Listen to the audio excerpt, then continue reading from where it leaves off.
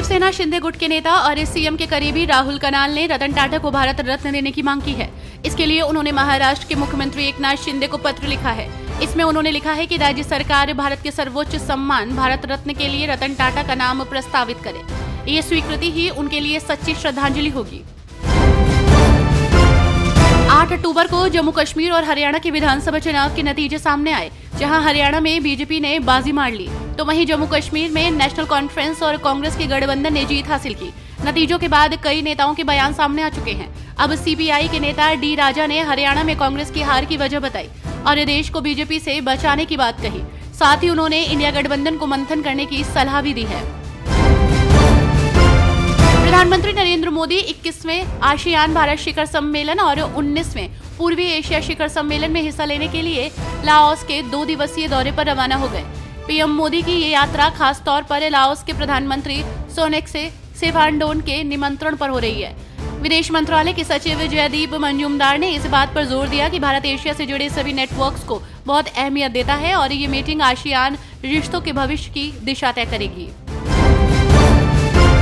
हरियाणा की हार के बाद कांग्रेस एक्शन में है। कांग्रेस अध्यक्ष मल्लिकार्जुन खड़गे ने हार की समीक्षा को लेकर आज बड़ी बैठक बुलाई है। तो वहीं इस बैठक में पहले भूपेंद्र हुड्डा, पर्यवेक्षक अशोक गहलोत, अजय माकन, प्रताप सिंह बाजवा, प्रभारी दीपक बावरिया, प्रदेश अध्यक्ष उदय भान शामिल होंगे। राहुल गांधी भी इस बैठक में शामिल हो सकते हैं। भारत के बड़े उद्योगपति रतन टाटा ने बुधवार को दुनिया को अलविदा कह दिया। उन्होंने 86 साल की उम्र में आखिरी सांस ली। रतन टाटा पिछले काफी समय से मुंबई के ब्रीच कैंडी अस्पताल में भर्ती थे। इस बीच अचानक उनकी तबीयत ज्यादा बिगड़ने पर उन्हें आईसीयू में भर्ती किया गया। अब पूरा देश उनके निधन पर शोक में है। शिवसेना यूबीटी नेता संजय राउत की मुश्किलें बढ़ सकती हैं। मध्य प्रदेश सरकार की लाडली बहना योजना के बंद होने को लेकर भ्रम फैलाने के आरोप में भोपाल में उनके खिलाफ एफआईआर दर्ज हुई है। क्राइम ब्रांच ने बीएनएस की धारा 353(2) और 356(2) के तहत मामला दर्ज किया है। उनके खिलाफ ये कार्रवाई बीजेपी महिला मोर्चा की जिला अध्यक्ष वंदना जाचक और उपाध्यक्ष सुषमा चौहान की शिकायत पर बुधवार को हुई है। हरियाणा विधानसभा चुनाव में मिली शिकस्त से कांग्रेस को तगड़ा झटका लगा है। पार्टी को इस हार का अंदेशा नहीं था। परिणाम से पहले कांग्रेस अपनी जीत को लेकर पूरी तरह से आश्वस्त थी। यहां तक कि नेताओं और कार्यकर्ताओं ने जश्न की तैयारी भी कर ली थी, लेकिन नतीजों से ऐसा उलटफेर हुआ कि अब सब बेमानी हो गया है। इस बीच पार्टी के दिग्गज नेता और राज्यसभा सांसद रणदीप सुरजेवाला ने महासचिव पद से फिर इस्तीफे की पेशकश की है। नवरात्रि का त्योहार आते ही पूरे देश में एक अलग तरह का माहौल हो जाता है।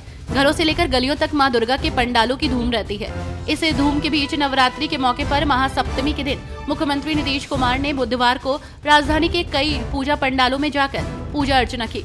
महासप्तमी पर मुख्यमंत्री नीतीश कुमार ने शेखपुरा और खाजपुरा में दुर्गा पंडालों में पहुंचकर बिहार के लोगों को शुभकामनाएं दी।